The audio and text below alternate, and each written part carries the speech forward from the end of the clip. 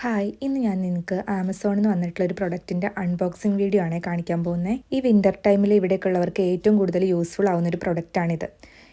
മെയിനായിട്ട് മോൾഡ്, പിന്നെ എപ്പോഴും ഉണ്ടാകുന്ന കോൾഡ്, ഫീവർ, അലർജി ഇതെന്നൊക്കെ ഒരു സർവൈവൽ നമുക്കിതുകൊണ്ട് പറ്റും.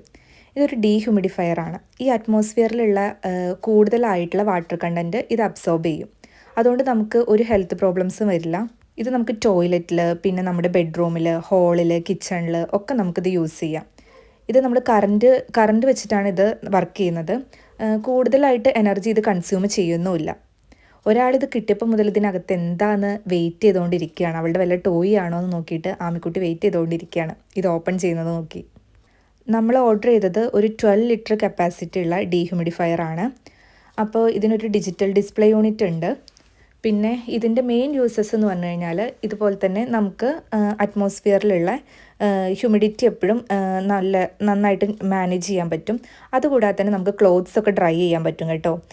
ഡ്രയറിന് കൂടുതലായിട്ട് എനർജി യൂസ് ചെയ്യുന്നുണ്ട്. അപ്പോൾ അതുകൊണ്ട് നമ്മൾ തുണികളൊക്കെ നന്നായിട്ട് വിരിച്ചിട്ടതിന് ശേഷം ഇത് ഓൺ ചെയ്തിട്ട് കഴിഞ്ഞാൽ ഒരു 4 to 5 ഹവേഴ്സിൻ്റെ ഉള്ളിൽ നല്ല രീതിയിൽ തുണിയൊക്കെ നമുക്ക് ഡ്രൈ ആയി കിട്ടും. ഇതിൽ നിന്ന് ഒരിക്കലും ഹീറ്റ് പ്രൊഡ്യൂസ് ചെയ്യുന്നില്ല, പക്ഷേ ഇത് നന്നായിട്ട് അറ്റ്മോസ്ഫിയറിലുള്ള ഈ മോയ്സ്ചർ കണ്ടൻറ്റ് അബ്സോർബ് ചെയ്യുന്നുണ്ട്. ഇതിൻ്റെ കൂടെ നമുക്കൊരു മാനുവൽ കിട്ടിയിട്ടുണ്ട്. അപ്പോൾ അതിനനുസരിച്ച് നമുക്ക് എല്ലാ പാർട്സും ഫിറ്റ് ചെയ്യാൻ പറ്റി.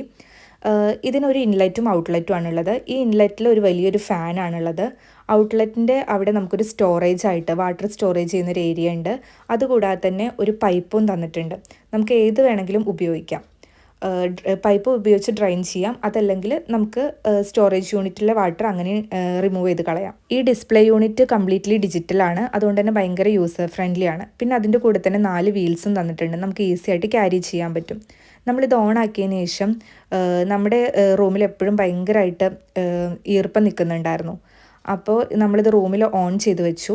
ഇത് ഓട്ടോമാറ്റിക്കായിട്ട് ഈ ഹ്യൂമിഡിറ്റി അനുസരിച്ചിട്ട് അതിൽ തന്നെ സ്പീഡ് അതന്നെ അഡ്ജസ്റ്റ് ചെയ്ത് പോവും. അപ്പോൾ പിന്നെ വേണമെങ്കിൽ നമുക്ക് മാനുവലായിട്ട് അഡ്ജസ്റ്റ് ചെയ്യാം. അപ്പോൾ നമ്മുടെ ഈ സ്വെറ്റി വിൻഡോ ഒക്കെ ഒരു 3 to 4 ഹവേഴ്സിൻ്റെ ഉള്ളിൽ കംപ്ലീറ്റ് ആയിട്ട് ക്ലീനായി. അപ്പോൾ ഇതിൻ്റെ ഈ സ്റ്റോറേജ് യൂണിറ്റിൽ വാട്ടർ അത് സ്റ്റോർ ചെയ്തിട്ടുണ്ടായിരുന്നു. അപ്പോൾ നമുക്കതിങ്ങനെ റിമൂവ് ചെയ്തിട്ട് വാട്ടർ ലെവലൊക്കെ അനുസരിച്ചിട്ട് നമുക്കത് കളയാം. ഇനി ഇത് കംപ്ലീറ്റ് ആയിട്ട് വാട്ടർ കൂടി കഴിഞ്ഞ് കഴിഞ്ഞാൽ ഇത് ഓട്ടോമാറ്റിക്കായിട്ട് ഓഫ് ആവും ചെയ്യും.